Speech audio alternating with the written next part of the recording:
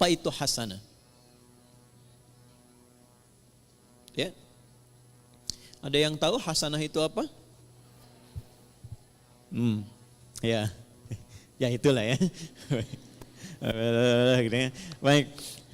Satu paling gampang dulu ya, pelan-pelan.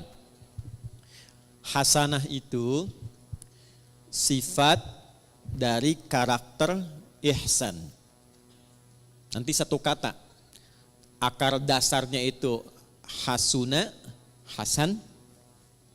Nanti kegiatan untuk mendapatkan itu disebut ihsan. Ahsana yuhsinu. Nah, akumulasi karakternya, sifatnya, atau bahkan value hasilnya, itu disebut hasanah namanya. Jadi kalau kita mengerjakan sesuatu dengan sifat ihsan, nah itu hasilnya disebut dengan hasanah. Saya ulang ya. Kalau kita mengerjakan segala hal dengan sifat ihsan. Sifat ihsan. Ini, ihsan.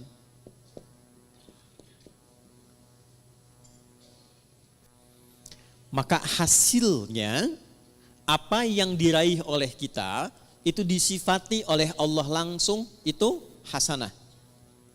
Contoh, saya mau minum, fungsi minum itu menghilangkan haus. Jadi kalau ibu minum pakai tangan kanan, pakai tangan kiri, haus tetap hilang. Sepakat? Baik. Tapi kalau kita minum menggunakan sifat ihsan, maka perbuatan minum ini seketika dinilai oleh Allah berubah menjadi hasanah namanya. Jelas sampai sini? Baik. Saya ulangi lagi dengan contoh yang lain. Saya mau berpakaian. Berpakaian orang punya gaya masing-masing. Tapi ketika cara berpakaian ini dilakukan dengan ihsan, maka cara berpakaian kita itu disebut apa? Hasanah namanya. Nah, bagaimana semua perbuatan ini bisa dilakukan dengan ihsan?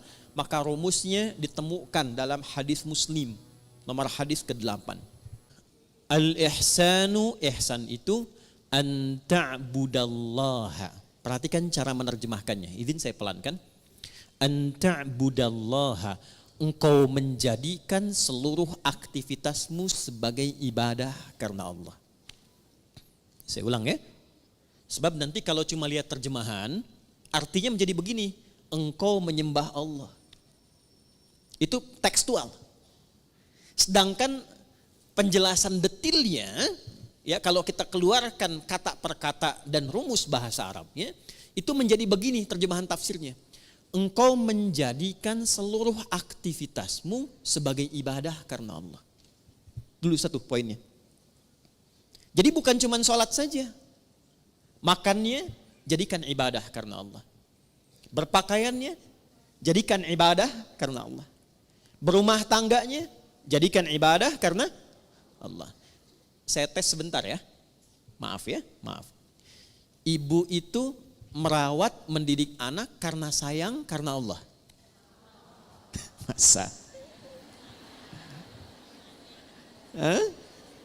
Ganti ya. Baik. Ibu itu berpartner dengan suami karena cinta atau karena Allah? Ini maksa banget ya, cinta karena Allah. Udah. Itu ada cirinya. Gini contoh. Saya kalau mau minumnya karena Allah, maka saya akan ikuti apa yang Allah inginkan dari kegiatan minum itu. Bukan sekedar minumannya, Bu. Allah suka apa tidak ini? Ya.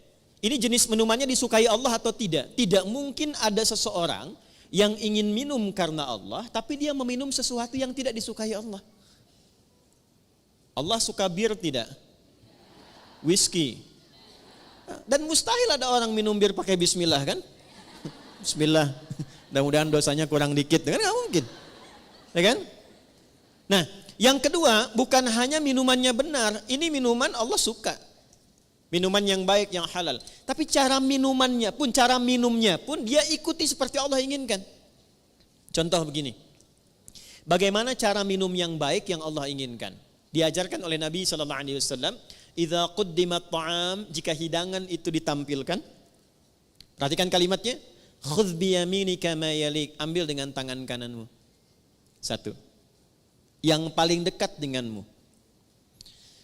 Ini ada di sini misalnya, izin. Kemudian di sisi lain ada minuman yang agak jauh.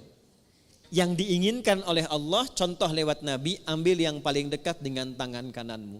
Ketika ibu meminum seperti ini, diambil yang paling dekat dengan tangan kanan, dalam rangka menaati Allah lewat petunjuk Rasulullah, itu sudah masuk kategori ihsan. Selanjutnya, samillaha au qulu bismillahirrahmanirrahim. Sebelum diminum, ucapkan dulu bismillahirrahmanirrahim. Itu saat dilakukan semua tahapan itu, maka kegiatan minum itu disebut ihsan namanya. Biar jelas ya Bu ya, contohkan nih biar jelas. Ini buka dulu tutupnya, ya, karena nggak mungkin diminum dengan tutup. Ya. Ambil dengan tangan kanan, jelas? Sebut nama Allah, bismillahirrahmanirrahim. Minum. Alhamdulillah. Jelas? Belum jelas? Ambil dengan tangan kanan. Sebut nama bismillahirrahmanirrahim. Jelas? Alhamdulillah. Maka saya pelan-pelan, kegiatan minum itu yang disebut dengan ihsan, dan dia menghasilkan nilai di sisi Allah disebut dengan hasanah namanya. Nah, hasanah inilah yang kemudian melahirkan apa yang kita sebut dengan berkah. Berkah. Ini dia. Teruskan turunannya. Berkah inilah yang mengantarkan pada kesuksesan dan kebahagiaan. Nih, sukses plus bahagia. Ini asalnya.